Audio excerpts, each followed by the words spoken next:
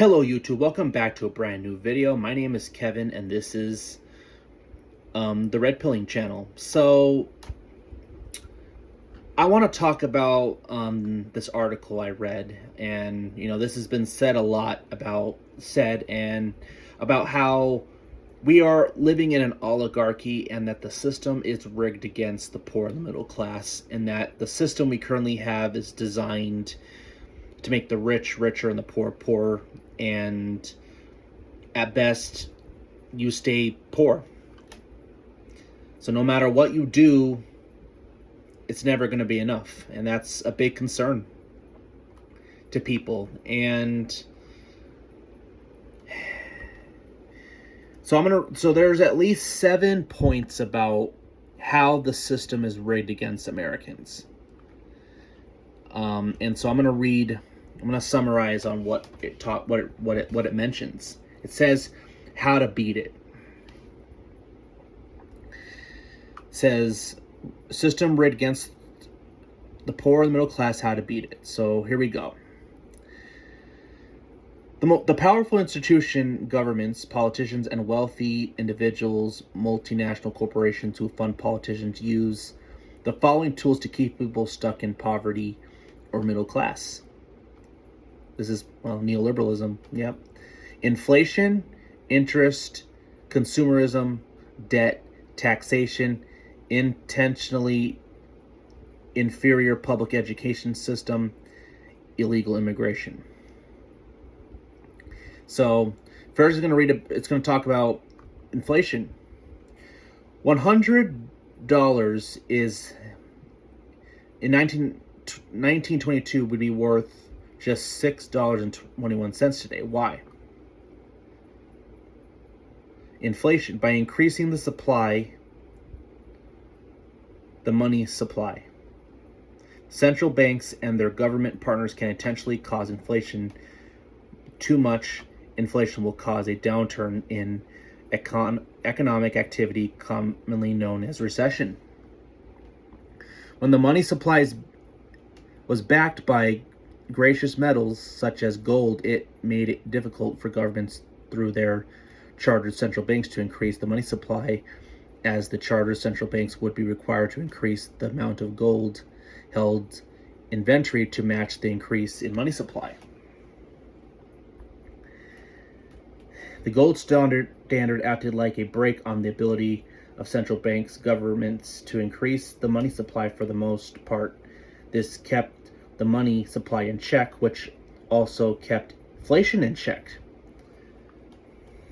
I guess the gold standard kind of helped Americans, and the ultra rich don't like that. They kind of want everybody, and the ruling class, the people in charge who are supposed to represent us, they kind of want that to happen, and they don't want us to succeed, and they kind of see us as just peasants. Inflation keeps the poor. Once this world government abandoned the gold standard, it was much easier to boost the money supply. Inflation keeps people poor or stuck in the middle class, particularly because real wages never keep pace with inflation. Yep. So you can raise the minimum wage all you want, it's not gonna keep up with inflation. So anyone who thinks $15 an hour is the answer, well, you're not understanding the economic problems we're going through. So gold standard was good, and I think Trump talked about that, wanting to go back to that. For families to meet the ever-growing cost of housing, food, and other living expenses. So everything goes up. Every basic necessity we need goes up. During inflationary periods, recessions, these two partners responded to tightening the money supply. This tightening makes it harder for businesses to get banks, loans, or lines of credit. Businesses, in an effort to survive, are then forced to downsize to reduce costs, which increases unemployment. So yes, So, no one likes the central banks.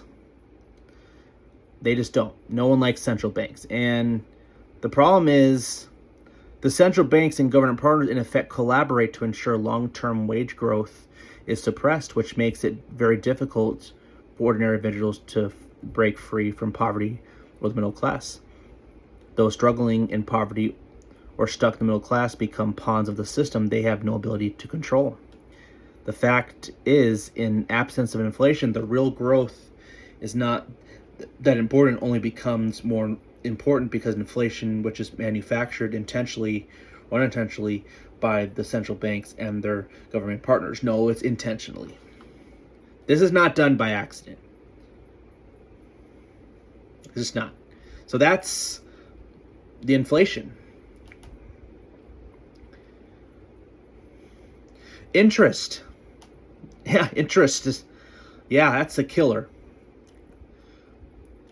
As a double whammy, after causing inflation recessions, the central banks and their government partners tighten the money supply by increasing interest rates on central banks' loans to member banks. They will continue to increase interest rates until borrowers are unwilling or unable to pay those higher interest rates. This reduces the amount of loans made by banks and force businesses to cut expenses in order to survive on the money they do have. These two reactions to inflationary periods reduces the amount of money circulating within the economy. Yeah. Meanwhile, individuals who struggle financially due to inflation have no choice but to rely on high credit card interest and debt. Because of the higher interest rate, it takes them longer to pay off the debt, making them slaves to debt in order to survive. People are having to max out their credit cards.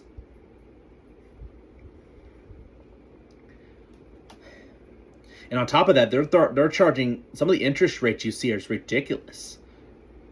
Even people with some good credit, they still can, some can charge you 30% interest.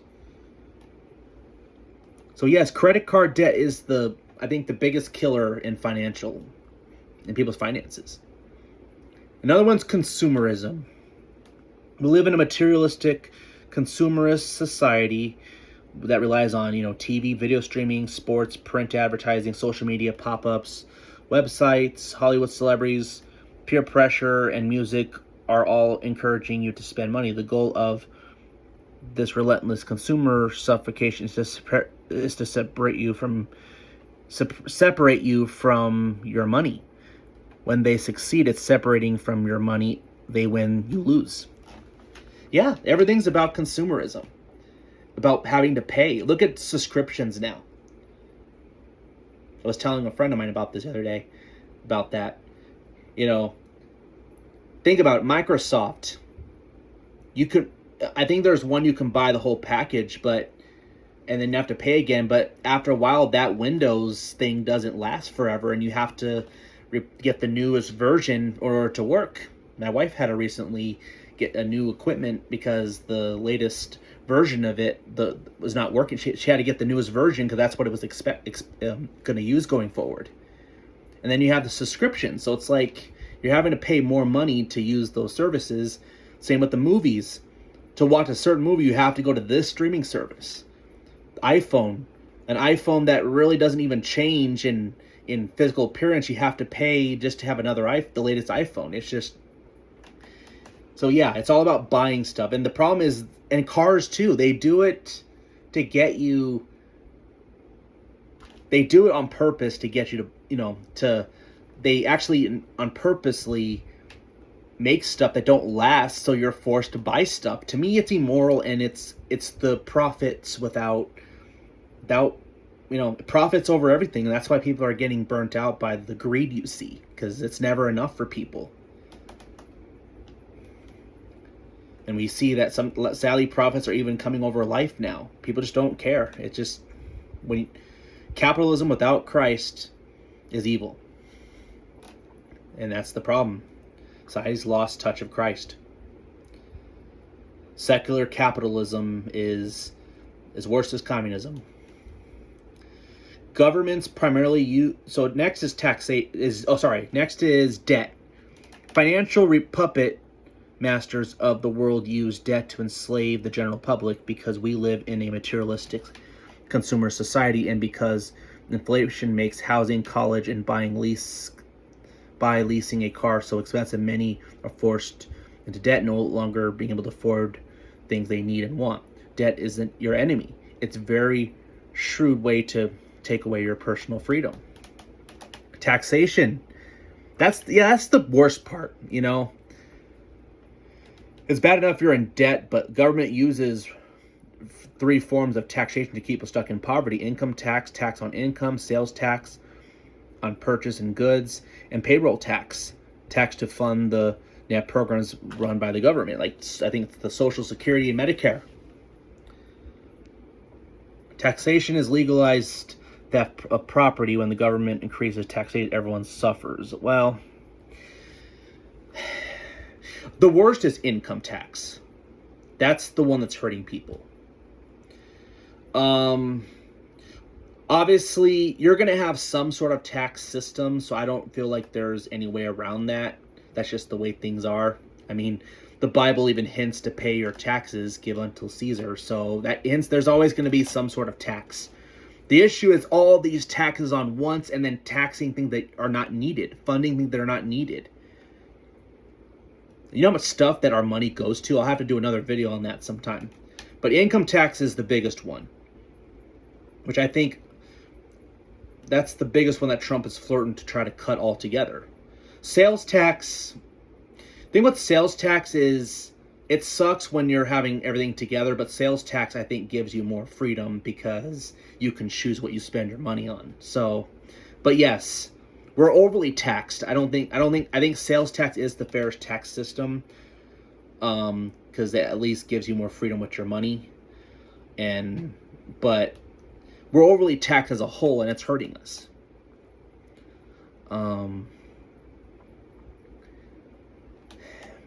Next is intentionally inferior public education system. The public education system in the United States is woefully inadequate in education. Our children, deficiencies in core curriculums like math, science, and reading, and core life skills, managing house finances, smart money habits, how do taxes work, debt management, saving, and investment are rule, not the exception. Well, kids can't even read.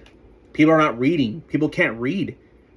You have people being passed, failing. There's no standards right now in education. We are all forced to live within this rigged market. This rigging of a financial economic system makes it very hard for the average person to break out of poverty. Well, if you can't read either, and you're so unproficient in math, you're going to have a hard time succeeding in life if you can't read. I think the biggest standard is math, is reading. If you can't read, you're probably not getting a job anywhere, even at McDonald's. If you can't read, it's a problem. Oh, illegal immigration. In an effort to keep poor and middle class down and struggle financially, our elites masters have another tool up their sleeve: illegal immigrant. In order to keep real wages low, the elites periodically open the borders, allow millions of illegal immigrants to flow into our country. The elites know that illegal immigrants will accept lower wages than American citizens, and which serves to displace American citizens who have previously relied on those jobs now being done by illegal immigrants. And how to beat this. So those are the big problems. Now it's saying how to beat the system. One of the most important missions in life is to wake people up and help them outsmart and overcome this rigged system. Almost every day I write articles to share my research in order to help you break free from this rigged system. So those who religiously follow another one. So here are the strategies to help. One is forge smart money habits, become financially literate, avoid these mistakes, find path to build wealth that is right for your specific personality.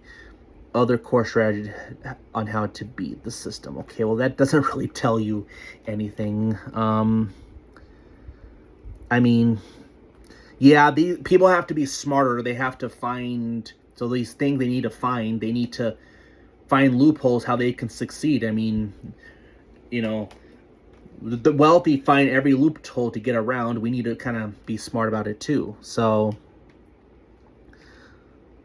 I don't know.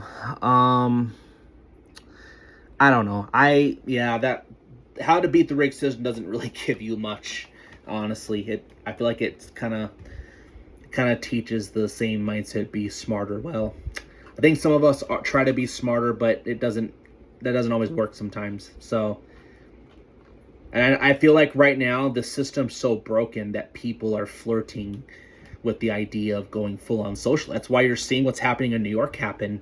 I'll do another video another time on that one, but so that will connect to this next video I do another time here. But because people no longer feel they can win in this current system, that they're willing to go. They're so frustrated, so sick of the rich people, only ones getting ahead, but they do it on our expense. That they're willing to break the system, even if it's going full communism in some places. And if we don't get a grip soon, and our leaders don't start asking the questions that matter, instead of worrying about whatever else happening, instead of worrying about foreign country conflicts, we're gonna see a revolution like we haven't seen yet, and it's not gonna be pretty. I live here in Wisconsin. Oh, they would never vote full communism. Oh, don't underestimate people. People are desperate, and if they'll vote. Right now, they want anything but this current system. Now, they voted for Trump. Even some of these people that might have voted for Trump might be duped to vote for a communist, even if they're desperate enough. That's how desperate people are. So yeah, the system's rigged. It's an oligarchy. It's not even a capitalist system. It's a system where only the worst people, particularly the managerial class and the ruling class and these CEOs, are the only ones who really benefit off this system, while everyone else sucks. And one correction I want to say, he only mentions illegal immigration. Yes, companies like illegal immigration because there's always the tax stuff and they can pay people cheaper that way. Because again, businesses like slave labor. They love it. If they could pay us like China, they would. And the reason why they want immigrants is because immigrants are more likely to work under slave labor conditions. They're used to it. That's how it's I think it's evil and immoral, and that's a problem. As for legal immigration, too much illegal immigration too, it takes jobs from Americans, hardworking Americans who want to do these jobs, but they can't because they have to compete with foreigners as well. They always use the term, oh, well, Americans don't want these jobs. So any mass immigration is not good for these reasons. So yeah.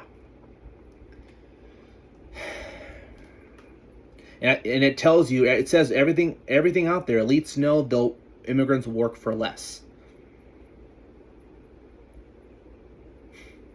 Microsoft just fired I should not have, well, too late. I already said it.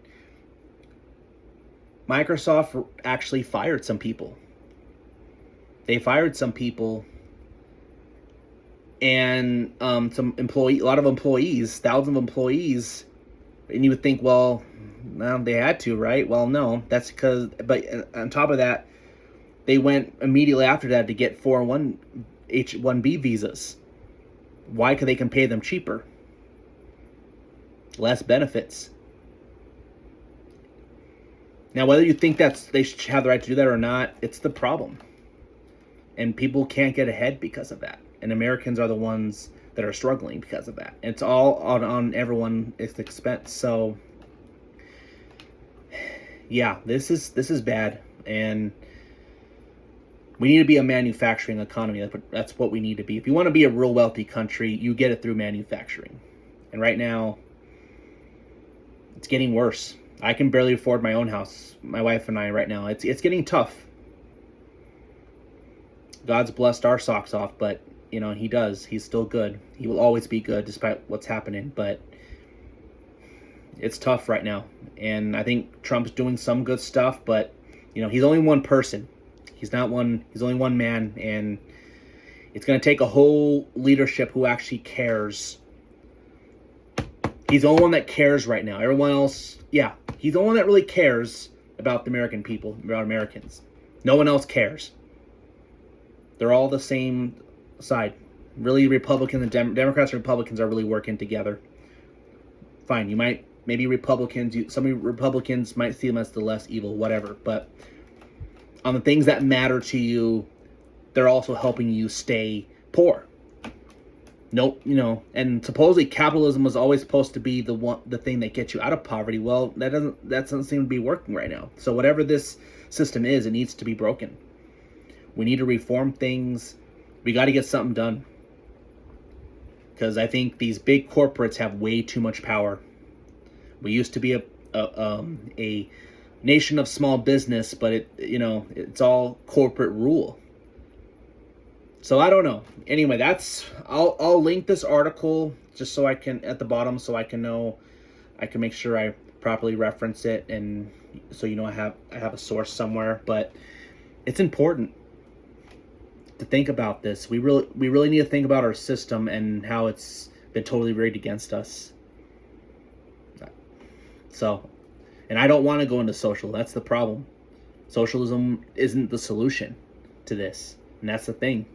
But people are getting desperate, and it's turning into political radicalism. So anyway, that's all I have for today. Again, I'll link this article at the bottom so you guys can read it yourself if you want to see for yourself what it says. But if you like this video, please like. If you have anything to comment, or if you agreed or disagree, please write on the comments down below. If you like the channel, please hit the subscription to subscribe to my channel. Would appreciate it. Hit the bell for notifications. The Red Pilling channel out.